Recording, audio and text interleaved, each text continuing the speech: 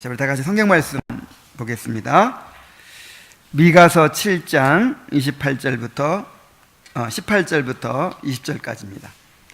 미가서 7장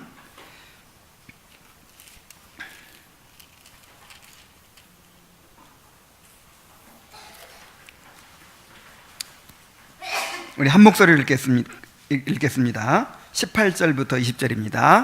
자, 시작. 주와 같은 신이 어디 있으리이까? 주께서는 그 죄악과 그 기업의 남은 자의 허물을 사유하시며 인애를 기뻐하심으로 진노를 오래 품지 아니하시나이다. 다시 우리를 불쌍히 여기셔서 우리의 죄악을 발로 밟으시고 우리의 모든 죄를 깊은 바다에 던지시리이다. 주께서 옛적에 우리 조상들에게 맹세하신 대로 야곱에게 성실을 베푸시며 아브라함에게 인애를 더하시리이다. 아멘. 19절에 보면은 다시 우리를 불쌍히 여기셔서 우리의 죄악을 발로 밟으시고 우리의 모든 죄를 깊은 바다에 던지시리이다 그랬어요. 깊은 바다, 절대로 들어갈 수도 없고 보이지도 않는 그런 바닷속에 던져서 다시는 이제 떠오르지도 않고 기억되지도 않고 다시 그 죄가 우리를 지배할 수 없도록 그렇게 하시겠다는 것이죠.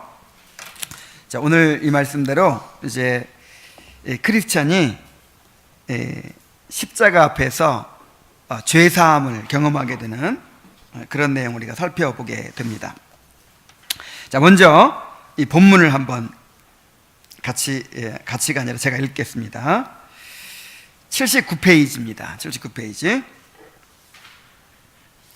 그때 나는 꿈속에서 크리스찬이 올라가고자 하는 길 양쪽에 높은 울타리가 둘려 있는 것을 보았는데 그 울타리의 이름은 구원이었다.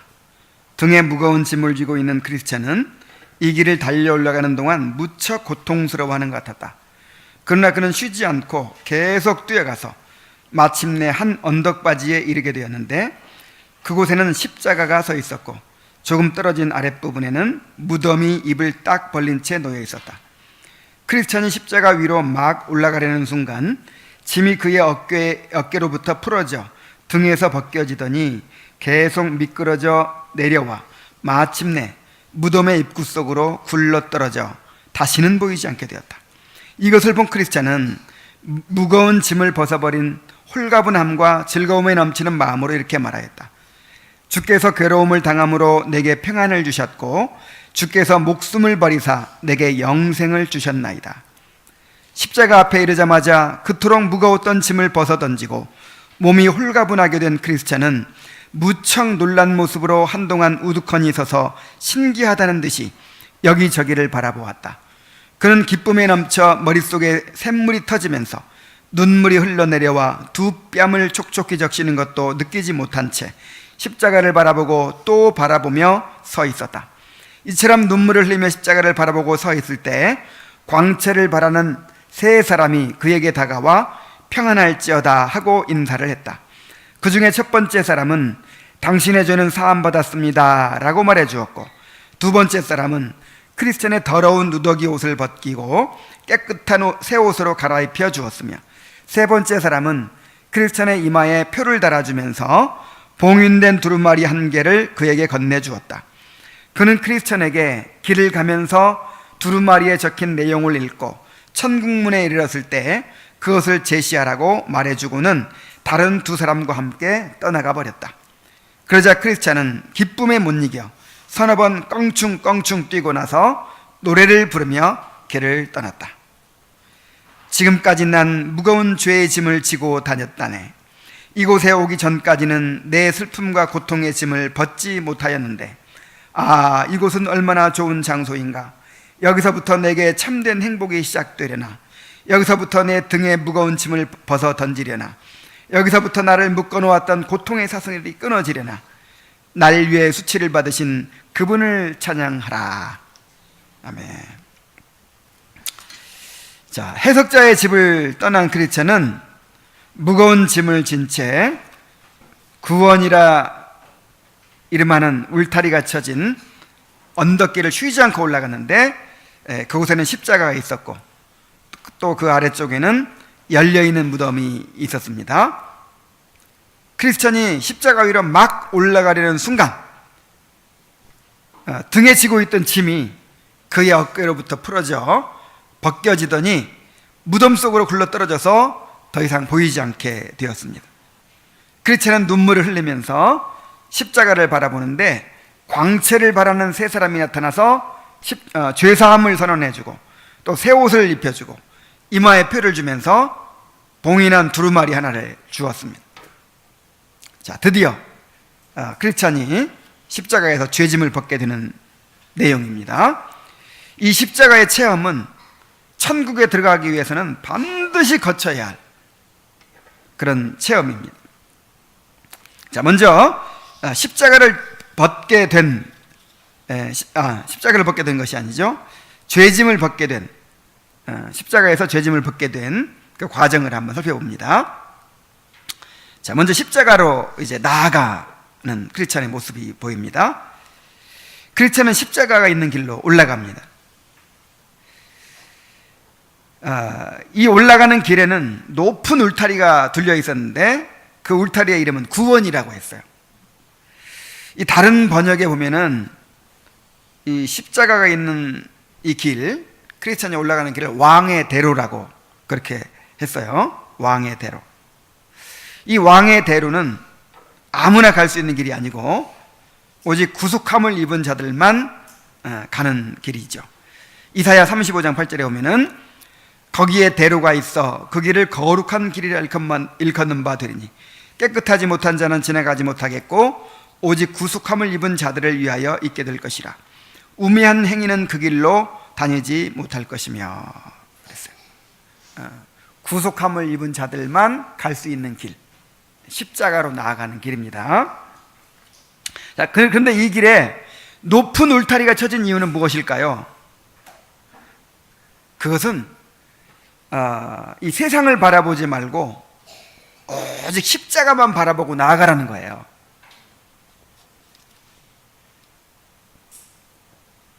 우리가 자꾸만 이 세상을 바라보고 이리 기웃 저리 기웃 이렇게 해가지고는 주님을 만날 수 없습니다. 오직 주님을 바라보고 십자가를 바라보고 그렇게 나아가야 합니다. 자, 그리고 또 세상 사람들에 대해서는 좁은 문을 통과하지 않고 회개하지 않은 자들은 함부로 들어오지 못하게 하려는 것입니다. 이 십자가에 이르는 길은 자기를 부인하지 않고 회개하지 않는 자들은 갈 수가 없는 길이에요.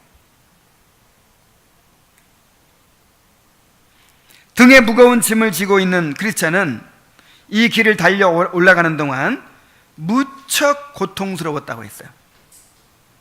자, 십자가에 이르는 길은 쉽지 않습니다. 고통스러워요. 그렇지만 쉬지 않고 올라갔습니다. 자, 이 십자가로 나아가는 길이 고통스럽다는 것은 무슨 의미입니까? 여러분, 구원받는 것이 쉬워요, 어려워요? 구원의 길은 힘든 길입니다. 아니, 은혜로 되는데 값없이 공짜로 구원받는데 왜 어렵죠? 구원의 길은 자기를 부인해야 하고 또 세상을 포기해야 하기 때문이죠. 간절히 구하고 찾아야 하는 길이기 때문입니다. 그래서 사람에 따라 다를 수 있어요. 여러분, 담배 끊는 거, 술 끊는 게 쉬워요, 어려워요?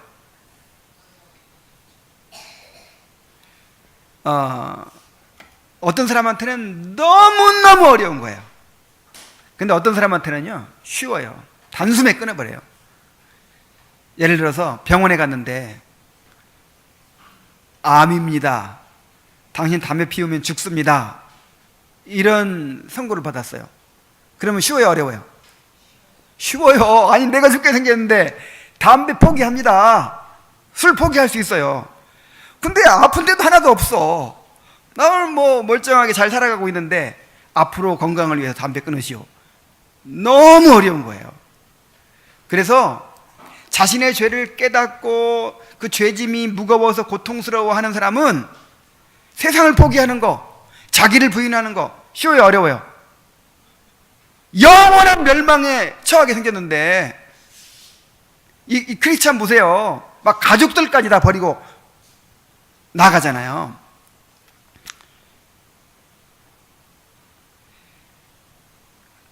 그래서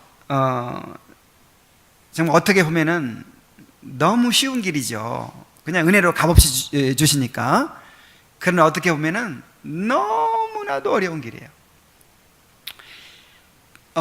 부자가 구원받는 것이 얼마나 어렵다고요? 낙타가 바늘기로 들어가는 것만큼 어렵다. 근데 내가 깨어지지 않은 사람은 다 부자인 거예요. 내가 깨어지. 실제로 부자라도요, 정말 마음이 가난한 사람이 있어요. 정말 재산은 많이 가지고 있으면서도 정말 이 세상의 허물을 느끼고 자신의 죄인됨을 깨닫고 정말 그렇게 하나님의 은혜를 사모하고 갈망하는 사람은 그 사람은 심령이 가난한 사람이죠. 그러나 돈 한 푼도 없어도 너무너무 가난해도 부자인 사람이 있어요. 자아가 강해가지고 세상에 대한 그런 미련이 강해가지고 절대로 안 깨지는 사람이 있어요. 그런 사람은요, 이 십자가로 나아가는 길이 낙타가 바늘기로 들어가는 것보다 더 어려워요. 너무너무 고통스럽고 너무나도 어려운 길이에요. 포기할 거 많고.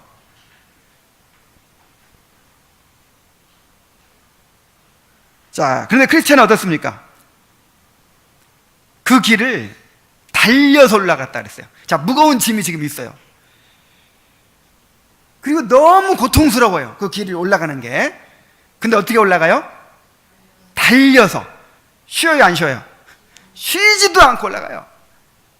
그만큼 갈급했다는 거죠. 그만큼 갈망이 있었다는 거죠. 이렇게 자신의 죄를 깨닫고 갈망을 가진 사람은 결코 포기하지 않고 끝까지 그 길을 갑니다. 정말 새로 예수를 믿으려면, 교회 나오려면 어쩌면 그렇게 장애물이 많아요. 가족들 반대하지, 무슨 주일날 바쁜 일 생기지, 무슨 약속이 생기지, 하던 자기가 즐기던 거 포기해야지. 너무너무 걸리는 게 많죠. 그런데 그런 것들이 시험이에요, 시험. 하나님은 정말 우리가 원하는 일을 시험하시는 거예요. 이 교회에 오니까 나하고 마음에 맞는 사람도 없고 얘기할 사람도 없고 그렇게 말이 많아. 이유가 많아. 아직 배가 불러서 그래요. 마음이 아직 부자예요. 정말 은혜에 갈급한 사람 그런 게 보여요, 안 보여요? 그런 비본질적인 그런 문제 가지고 그렇게 씨름하고 그것 때문에 교회 못 나오고 그것 때문에 은혜를 못 받는다면 이게 말이 됩니까? 오히려 주님은요, 장애물을 두신다니까요. 오히려.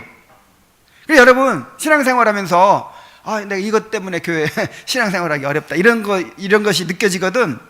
이거 주님이 주신 시험으로 아시기 바랍니다. 정말 주님께서 주님을 간절히 갈망하는지를 그걸 통해 시험하시는 거예요. 그런 것 때문에 힘들고 그런 것 때문에 교회 못 나오겠고 그러면 나오지 말아야지. 이 걸러내시는 거예요, 걸러내시는 거예요. 주님은 걸러내십니다. 막 어중이 떠중이 그냥 막 다 모아놓으면 그 교회가 되겠어요, 안 되겠어요? 안 되는 거예요. 그래서 정말 갈망을 가진 사람, 정말 주님의 은혜를 필요로 하는 사람, 그런 사람들을 이렇게 시험을 통해서 걸러내시는 거예요.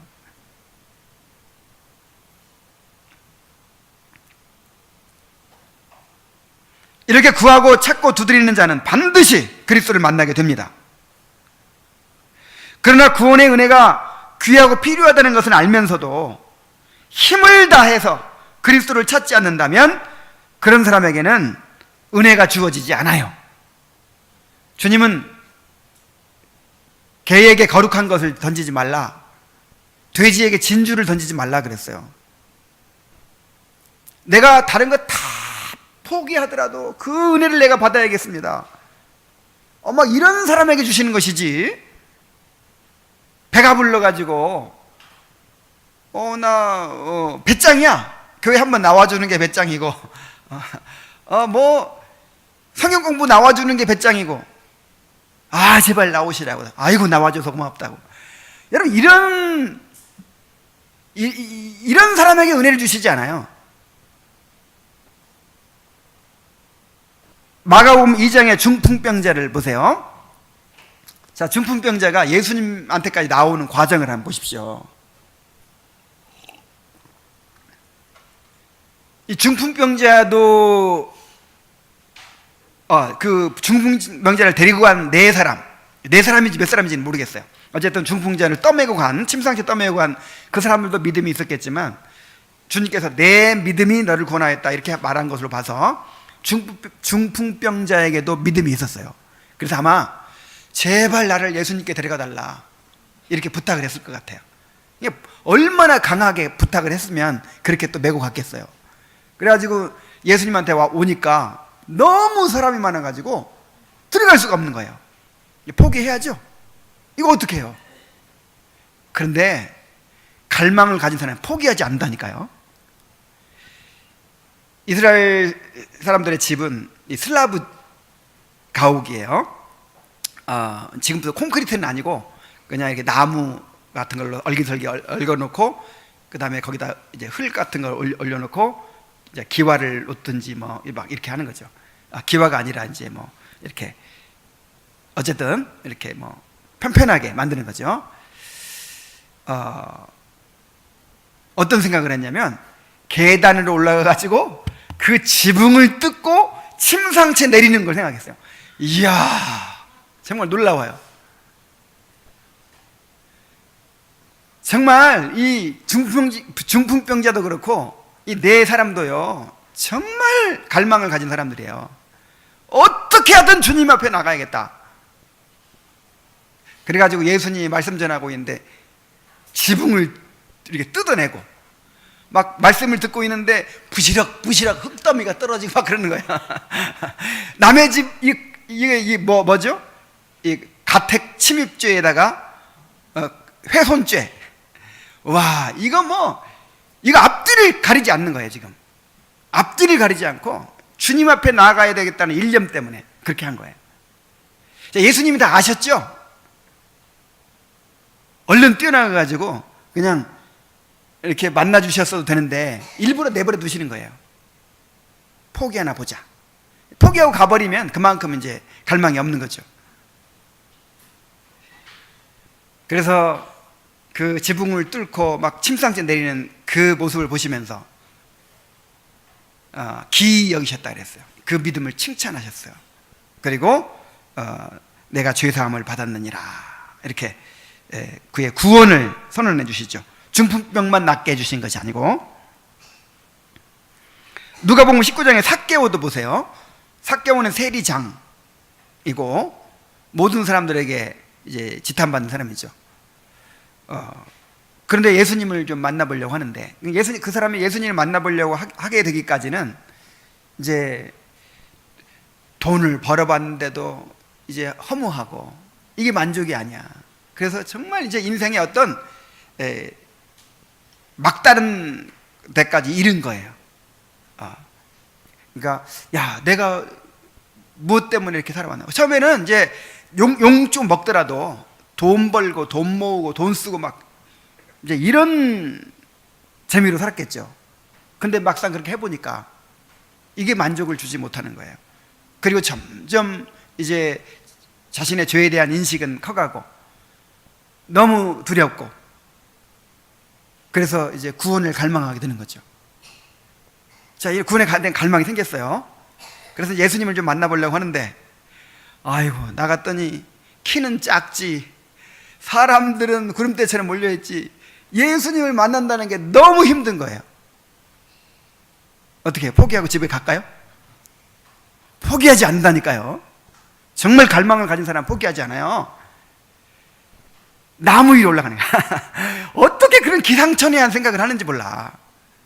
정말 갈망을 가진 사람은요, 방법을 찾아내요. 정말 마음이 없으니까 변명이 생기고 핑계가 생기는 거예요. 정말 뜻이 있으면 길이 있어요. 당시에는 나이 든 사람들이 나무 위에 올라가고 이런 건 너무 채신 넘는, 그러니까 옛날 우리 양반들이 할 수 없는 일이 있죠, 우리나라에. 조선시대에. 그보다 더 이스라엘에서는 그런 체면 같은 것이 굉장히 중요했기 때문에 나이 든 사람이 막 나무 위로 올라, 그리고 옷도 그 담요 같은 걸 막 이렇게 치렁치렁 메고 다니잖아요. 이렇게 입고 다니잖아요.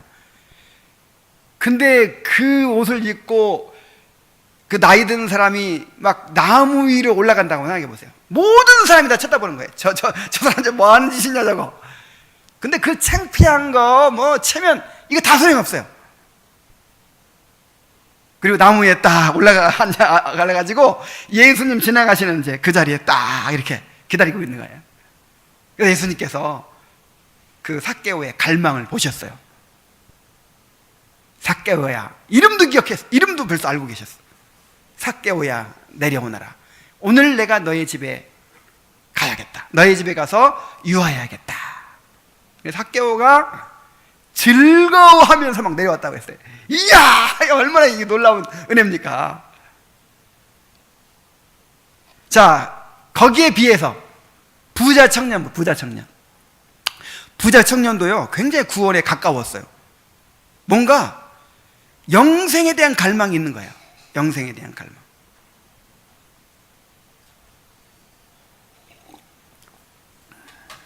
그런데 이 사람에게는 두 가지 문제가 있었죠. 첫째는 자기의를 의지하고 있었고, 내가 율법을 잘 지키면 구원받을 수 있겠다, 이런 자기의를 의지하고 있었고, 이건 이제 자기의를 의지하는 것과 병행하는 건데, 재물을 의지하고 있어요. 재물. 그래서 주님께서는 그를 사랑하셨어요. 그래서 그에게 정말 구원받을 수 있는 길을 말씀해 주셨어요. 이제 그 자기 의를 깨뜨리기 위해서 그 사람이 처음에 이렇게 물어봤죠. 어떻게 하여야 영생을 얻으리까? 어떻게 하여야, 내가 어떻게 행하면 영생을 얻을 수 있겠습니까? 아주 이 사람은 너무 도덕적으로 모험적으로 살아왔기 때문에 뭔가 지키는 건 아주 자신 있는 사람이에요. 말씀만 하십시오. 해버리게. 그래서 예수님이 뭐 율법을 다 지켜라 그럼. 사람 율법 지킬 수 있어요, 없어요? 이제 없으니까 이제 그렇게 이제 던져 주시는 거죠. 주여, 내가 어떻게 율법을 지키오리까? 이래야 마땅한데 율법을 다 지켜. 내가 어려서부터 지켰습니다. 그러는 거야. 어려서부터 지켰대요. 그래서 이제 자기 의를 의지하는 것과 재물을 의지하는 것을 동시에 깨뜨려 주시기 위해서 재물을 팔아 가난한 자들에게 나눠주고 나를 쫓아라. 그러면 너에게 영생이 있을 것이다. 이야, 이건 일생일대에, 이건 아무에게나 주어지지 않은 너무나 놀라운 기회예요. 예수님 따라다니는 거 누구한테 아무한테나 허락 되나요? 예수님이 특별히 택한 사람만 되는 것입니다. 어떤 사람은 병 고침 받고 나서 내가 주님을 따르겠습니다. 아니다. 너는 집에 돌아가서 가족들에게 하나님께서 행하신 일을 전해라. 아무나 못 따라와요. 그런데 나를 따르라는 거예요. 이야, 이거 예수님의 제자가 될 수 있는 그런 기회예요. 그런데 이 부자 청년은 재산이 너무 많아가지고 그를 버린다는 것이, 그걸 포기한다는 것이 너무 어려운 거예요. 아까 담배 끊는 거하고 똑같아요. 만약에 이 사람이 자기 의가 없었으면, 내가 이 크리스천처럼 내가 영원히 멸망할 수밖에 없는 죄인이고 내가 언제 지옥에 떨어질지 모르는 그런 위험한 상태에 있다는 것을 알고 날마다 죄에 눌리고 고통받고 슬퍼하고, 어떻게 하면 내가 구원받을 수 있을까? 내가 구원받을 수 있다면 내가 내 전 재산이라도 바칠 수 있겠다. 막 이런 가난한 마음이 있었으면 쉬웠을까요? 어려웠을까요? 뭐 재산 버리는 거 왜 어려워요? 그 암 걸린 사람들 막 이런데요. 돈 많은데 암 걸린 사람들 막 그 의사 붙들고 그런데요. 1년만 더 살게 해달라고. 그럼 내 재산의 반을 주겠다고. 이런 사람이 있대요, 실제로. 막 이렇게 막다른 이제 그런 선고를 받으면요. 생각해 보세요. 모아놓은 재산이 무슨 소용이 있어요? 내일 모레 죽는데. 1년만 더 살게 해달라고. 내 재산의 반을 주겠다고. 막 이런다는 거예요. 그렇게 구두쇠 자린고비처럼 돈을 막 악착같이 모은 사람도 그렇게 한대요. 근데 이 육신의 생명을 잃는 것 정도가 아니잖아요. 영원한 생명을 얻는 일이잖아요. 그런데 재산을 못 버려요. 예수님께서 그렇게 딱 말씀해 주시는데.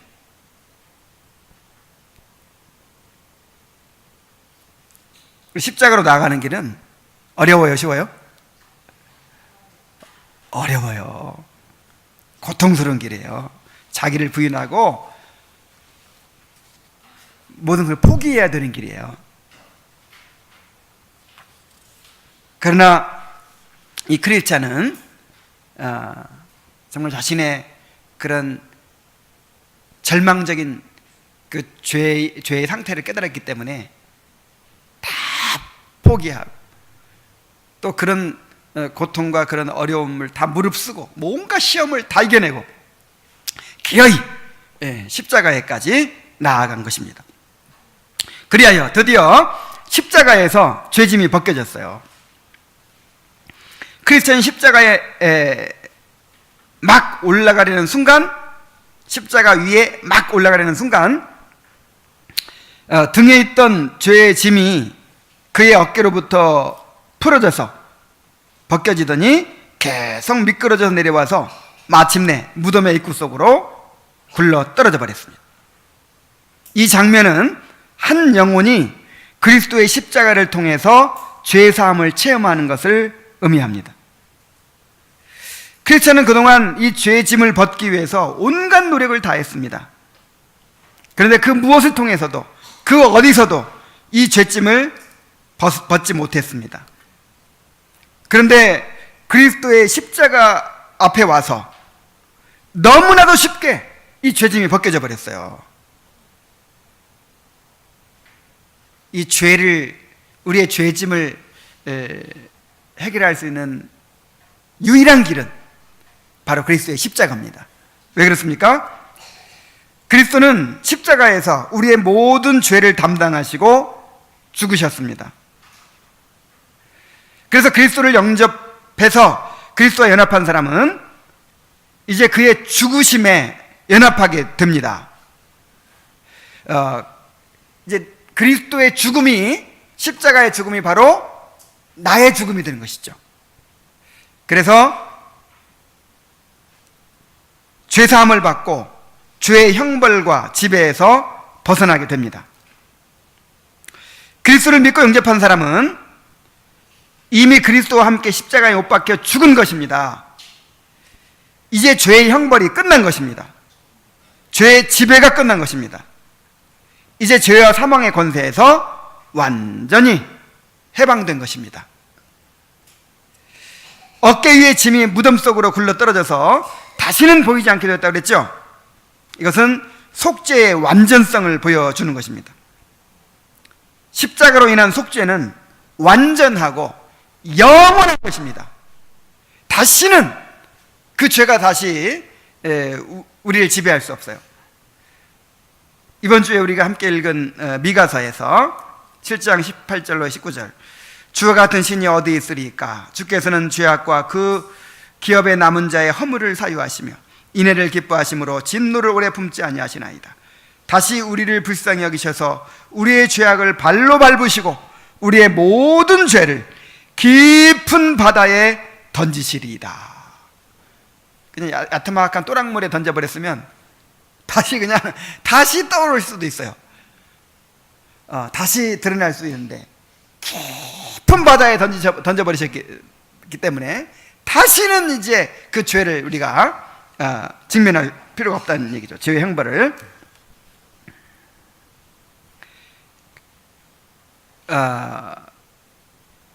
어떻게 해서 이렇게 죄사함을 받게 된다고요? 십자가에서 그리스도와 함께 죽는 경험을 통해서예요.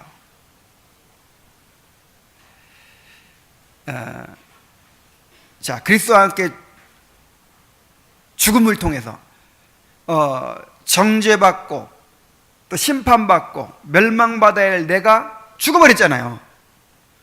내가 죽어버렸으니까 더 이상 이제 정죄할 필요가 있어요, 없어요? 정죄할 수 있어요, 없어요? 없죠. 죄로부터 해방이 되는 것이죠. 자, 이렇게 십자가를 체험한 사람은 자아가 죽은 사람이라는 것을 또 깨달아야 돼요. 자, 우리가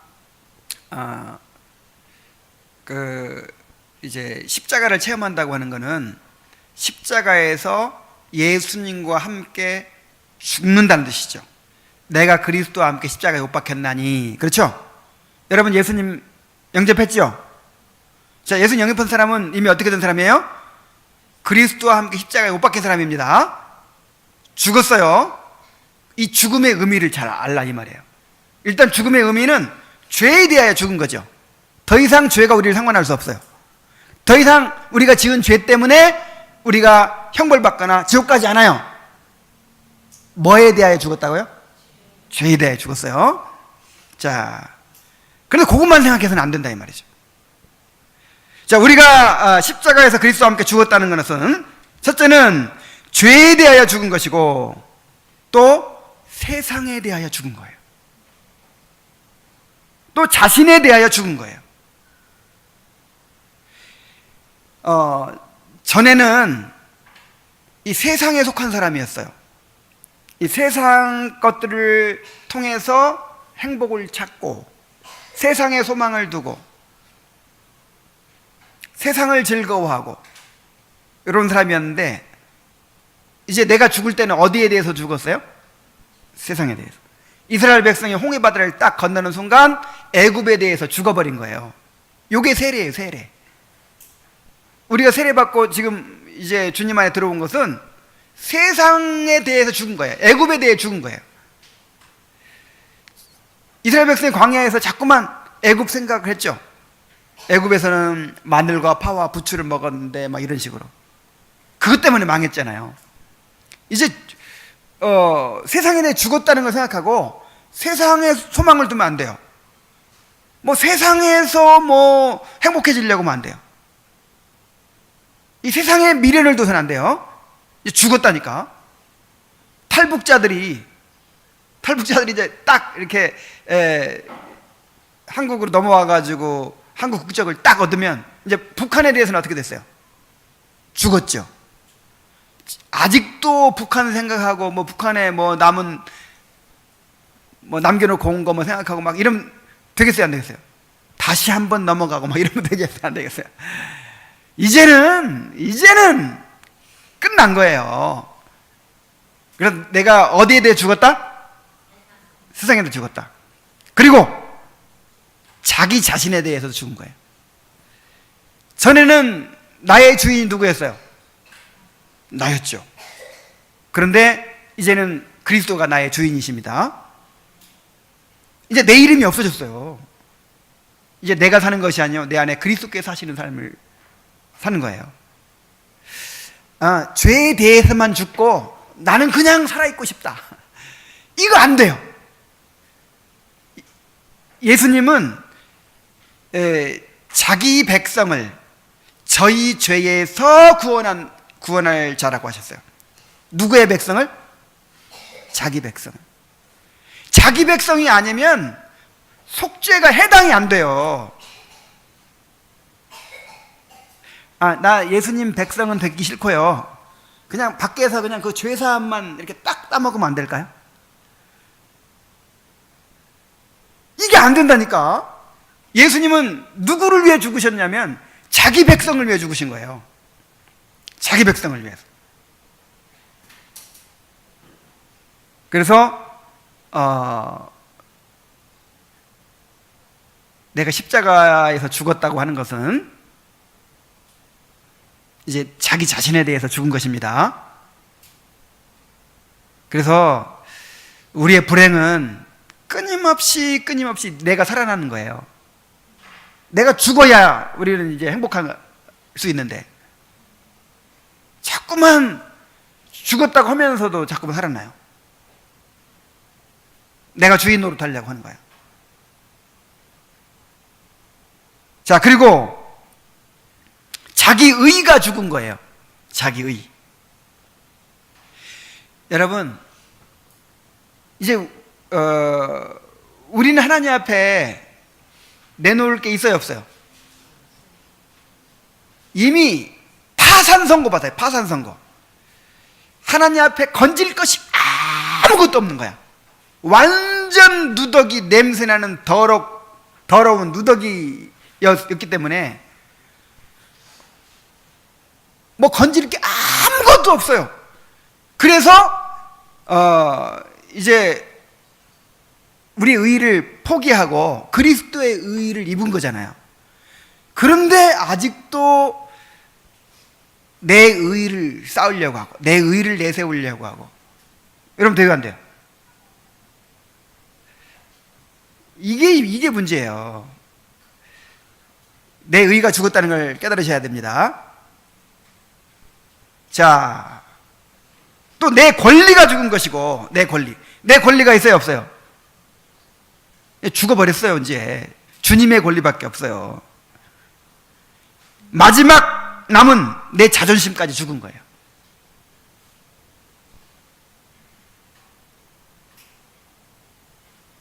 이것이 최초의 자기 부인입니다. 자, 십자가 체험할 때 자기 부인이 이루어지는 거예요. 내가 죽는 거예요. 자, 그리고 나서도 내가 도로 살아나죠. 이게 아직 죄성이 남아있기 때문에 아직 도로 살아나. 그러니까 날마다 십자가를 지라는 거예요. 날마다 죽으라는 거예요. 날마다 자신을 십자가에 못 박아야 돼요. 그러니까 십자가 체험은 결정적으로 한번 있은 다음에 매일매일 반복되는 거예요. 매일매일. 왜냐하면 내가 또 살아나거든. 이제 완전히 살아나진 않겠지만 이제 덜 죽어가지고 이렇게 또 막 살아나요. 막 세상에 대해 살아나고 죄에 대해서도 막 즐거워하고 세상에 대해서도 막 살아나고, 그 다음에 자기 의를 막 세우려고 하고, 그 다음에 자기 권리 주장하고, 그 다음에 자존심, 나는 누구다 하는 이런 것이 자꾸 살아나요. 끊임없이 십자가 자신을 못 박아야 됩니다. 그래서 그리스도와 함께 죽은 자임을 늘 이제 인정해야 되는 거예요. 늘 받아들여야 해요. 아, 나는 죽었다. 나는 죽은 자다. 나는 죽은 자다. 그래서 우리 힘으로는 안 되기 때문에 십자가의 보혈의 능력을 힘입어야 돼요. 주님의 은혜를 힘입어서 우리가 늘 나를 죽이는 것입니다.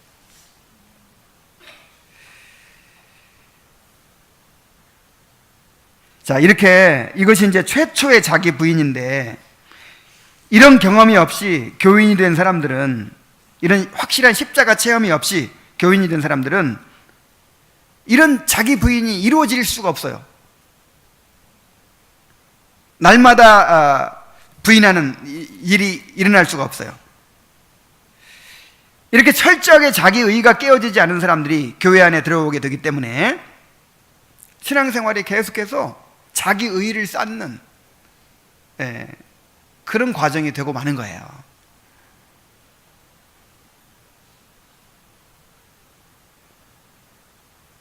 여러분들에게 확실한 십자가의 체험이 있기를 바랍니다. 그리고 날마다 자신을 십자가에 못 박는 그런 삶이 이루어지길 바랍니다. 자, 그런데 우리가 한 가지 이제 의문을 가지게 되는데, 자, 도대체 크리스천이 언제 구원받은 거예요?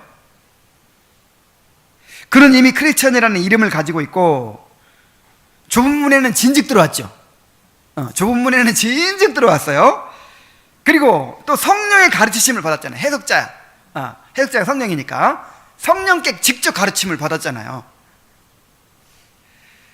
그래서 영적인 원리들을 다 이해하고 깨달았는데 여전히 죄짐은 벗겨지지 않고 있고 지금에 와서야 죄짐이 벗겨졌단 말이에요. 그럼 도대체 크리스천이 언제 구원받은 거예요?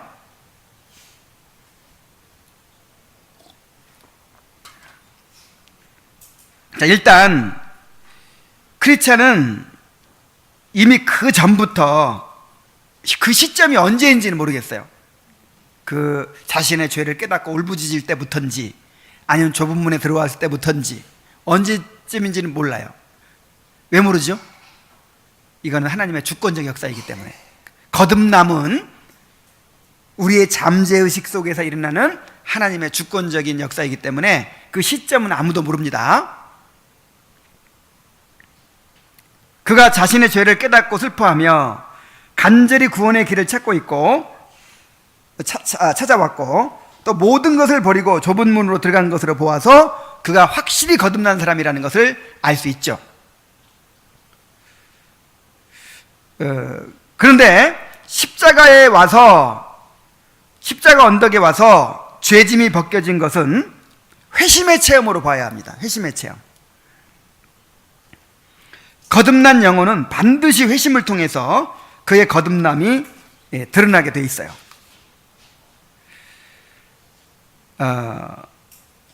그런데 거듭남이 우리의 잠재의식 속에서 일어나는 성령의 주권적인 역사라면 회심은 우리의 인격적인 작용 안에서 일어나는 주관적 체험입니다.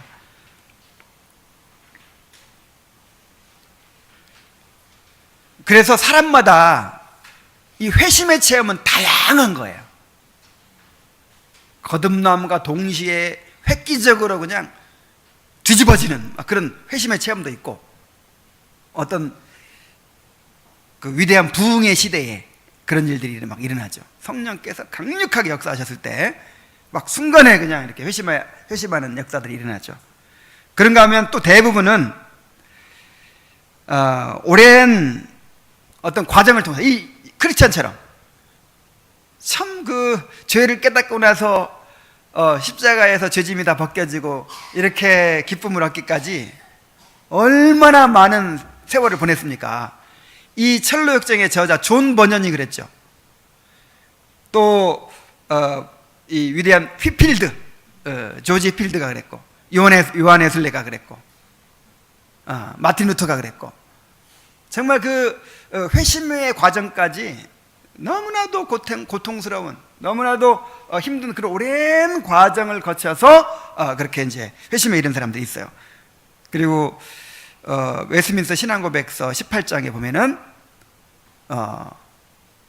우리가 구원의 확신을 얻는 것은 오랜 고난과 연단을 거쳐서 그렇게 경험하게 되는 것이라고 했고 또 은혜의 방식이라는 책에서도 아주 성숙한 신앙인들이 이제 그런 확신을 누린다고 했고 그랬죠.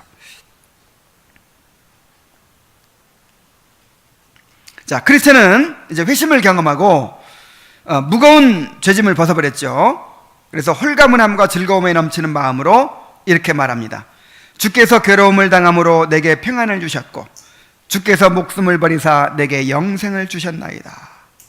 그는 기쁨에 넘쳐 눈물이 흘러내려와서 두 뺨을 촉촉히 적시는 것도 느끼지 못한 채 십자가를 바라보고 또 바라보며 서 있었습니다.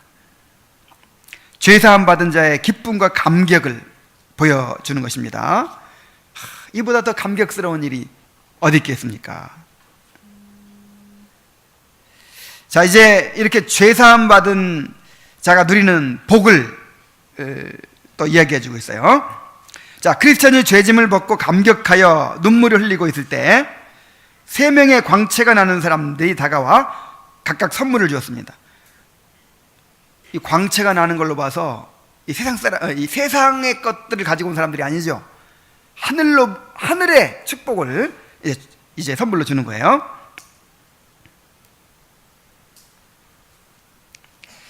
이 세 사람이 주는 선물은 죄사함 받은 자들에게 주어진 하늘의 축복을 의미합니다. 그 중에 첫 번째 사람은 당신의 죄는 사함 받았습니다 라고 말해 주었어요. 자, 이것은 하나님은 죄사함 받은 자들에게 죄사함의 확신을 주시고 마음의 평안을 누리게 하시는 것을 가리킵니다. 마가복음 2장 5절에서 그 중풍병자에게 예수님께서 이렇게 말씀하셨어요. 예수께서 그들의 믿음을 보시고 중풍병자에게 이르시되 작은 자야 내 죄사함을 받았느니라. 야, 예수님한테 직접 너의 죄사함을 받았느니라 이런 선언을 들으니 얼마나 기뻤겠어요. 거기다가 병도 고침받고 참 얼마나 기쁘게 돌아갔을까요?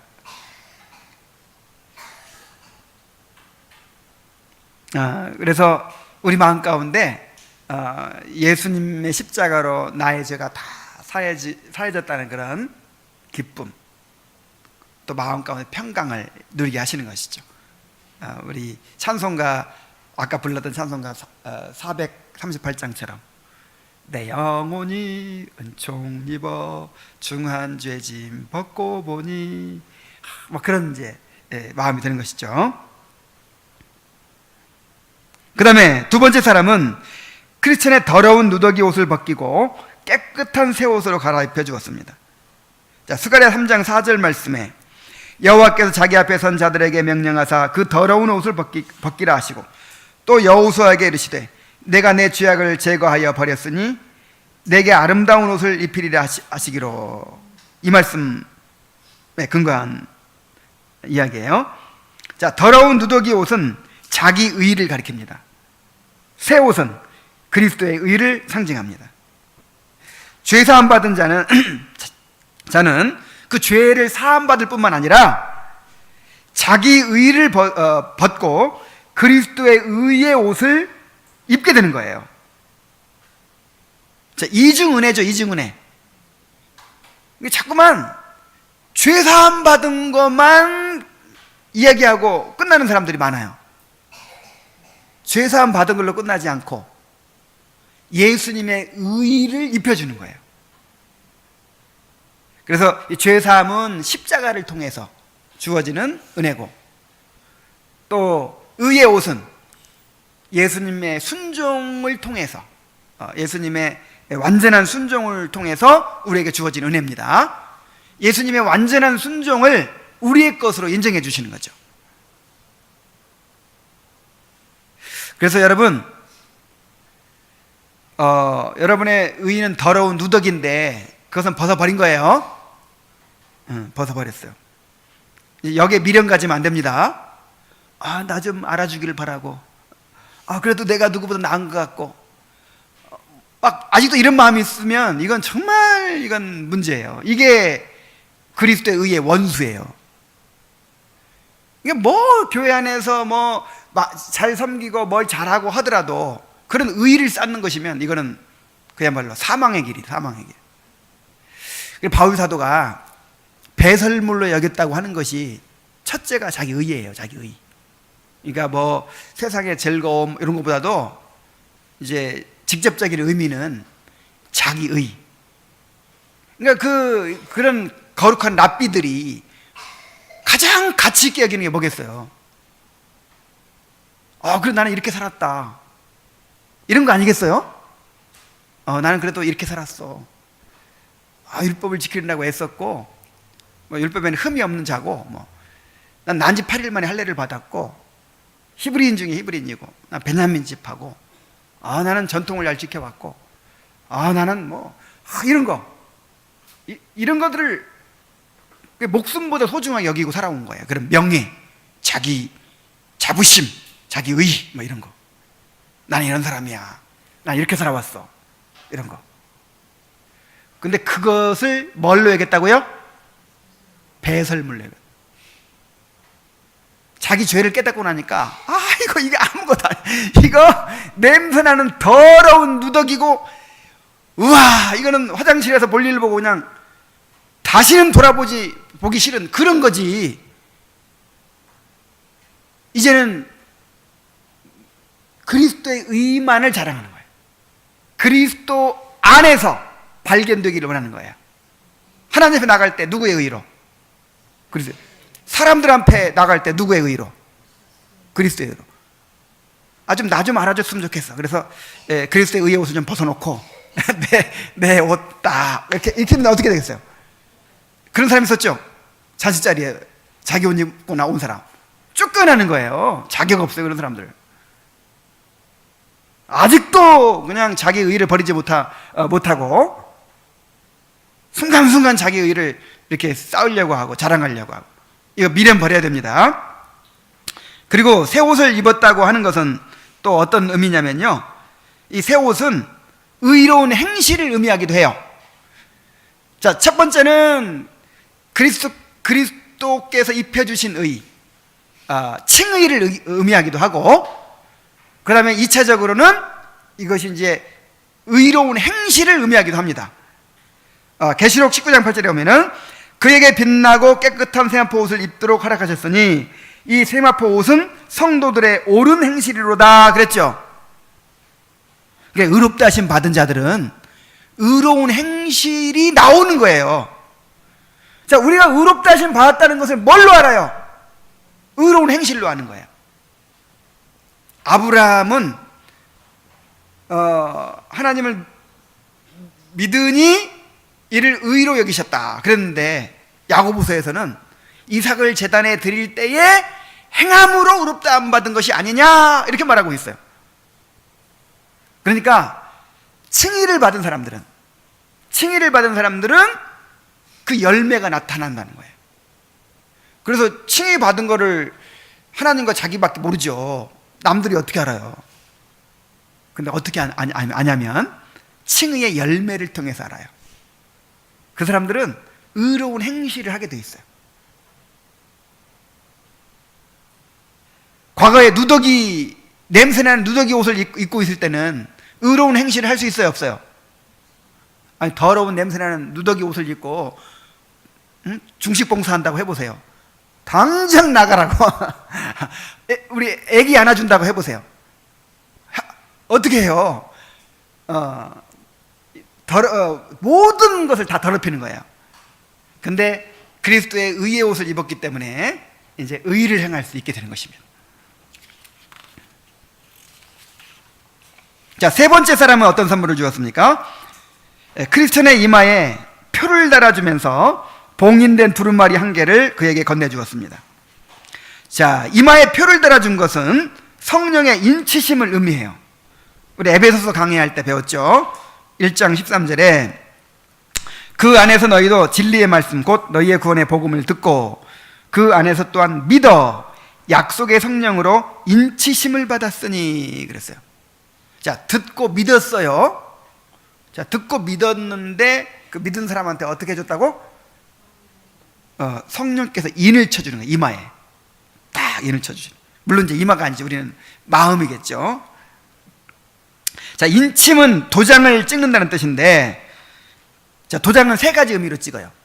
첫째, 이 품질 보증, 이게 진품이라는 이제 표죠. 그 다음에 두 번째는 소유권의 표예요. 이게 누구 거다 하는 거죠. 세 번째는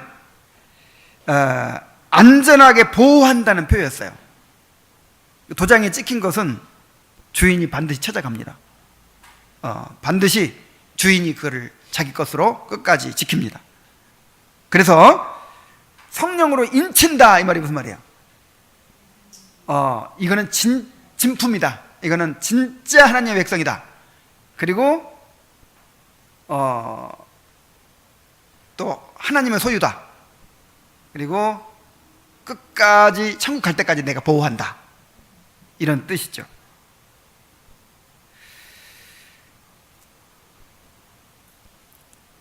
그래서 성령께서 우리 안에 오셔서 우리가 진정으로 구원받은 자라는 것, 하나님의 소유가 되었다는 것, 그리고 영원히 안전하게 보호될 것이라는 것을 확증해 주는 것, 이것이 성령의 인침입니다. 우리가 구원받고 하늘의 기업을 소유하게 된 사실에 대해서 성령께서 확증해 주시는 은혜, 이게 다른 말로 하면 구원의 확신이죠. 구원의 확신. 자, 구원의 확신은 성령께서 인치심으로 이루어지는 거예요. 이런 성령의 인치심의 역사를 선물로 주신다는 거예요. 자, 그런 은혜를 누리시기 바랍니다. 그래서 이 인치심도 그냥 순식간에 그냥 꽝 찍어버리는 수도 있고 그래가지고 어떤 사람은 그냥 말씀 듣다가 한순간에 그냥 막 그렇게 확신을 갖게 된 사람도 있잖아요.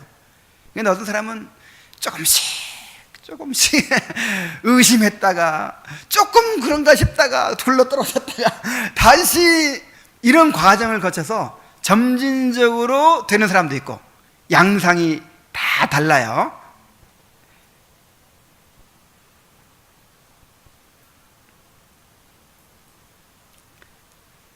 자, 그는 크리스천에게 길을 가면서 두루마리에 적힌 내용을 읽고 천국문에 이르렀을 때 그것을 제시하라고 말해줍니다. 이 두루마리는 언약의 말씀을 의미하죠. 천국문에 들어갈 때 제시하라고 한 것은 이 언약을 통해서만, 언약을 소유한 사람만 천국에 들어갈 수 있기 때문입니다. 또한 두루마리에 적힌 내용을 천국문에 들어갈 때까지 읽으라고 한 것은 성도들이 언약의 말씀으로 인도함을 받아야 하기 때문입니다. 천국을 향해 나아가는 성도는 언약의 말씀을 통해서 가르침을 받고 위로를 받고 힘을 얻고 그 언약의 말씀들에 순종하면서 그렇게 가야 되는 거예요. 그래서 주의 말씀은 내 발의 등이요 내 길의 빛이니이다 그랬죠. 내 길의 빛은 이제 후레쉬로 멀리 비치는 거예요. 이렇게 멀리 비치면서 저 길로 가면 되겠구나. 그런데 한 걸음 떼는 것도 어두워가지고 발을 또 이렇게 비춰야 돼. 그래서 내 발, 한 걸음 한 걸음 떼는 발에 등이기도 하고 먼 길을 비추는 빛이기도 하고. 이게 무슨 말이에요? 말씀이 없이는 갈 수 있다 없다? 없어요. 이 천국까지 가는 길은 말씀으로 인도함 받지 않으면 갈 수가 없는 길이에요. 그래서 시편 119편이 이해가 되는 거예요. 이번 주에 묵상했던 말씀, 이번 주에 새벽 말씀에 묵상했던 말씀을 제가 한번 또 읽어볼게요. 119편 33절부터 38절까지. 여호와여 주의 율례들의 도를 내게 가르치소서. 내가 끝까지 지키리이다. 나로 하여금 깨닫게 하여 주소서. 내가 주의 법을 준행하며 전심으로 지키리이다. 나로 하여금 주의 계명들의 길로 행하게 하소서. 내가 이를 즐거워함이니이다. 내 마음을 주의 증거들에게 향하게 하시고 탐욕으로 행하지 말게 하소서. 내 눈을 돌이켜 헛하는 것을 보지 말게 하시고 주의 길에서 나를 살아나게 하소서. 주를 경외하게 하는 주의 말씀을 주의 종에게 세우소서. 시편 119편의 그 176절의 말씀 전체가 다 한 세 구절 빼놓고는 다 말씀이라는 단어가 들어가 있죠.